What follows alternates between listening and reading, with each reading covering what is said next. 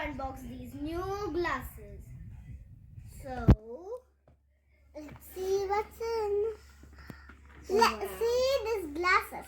Let's she wear it and see how it. Then we can move this. Watch this moving. We call it a clip-on. We can make it a sunglass and a normal specs. And it has magnets. It's magnet attracting them. It's magnetic. That's why we Let's see the brand of it. The brand is Polaroid, and the box is made out of recycled paper.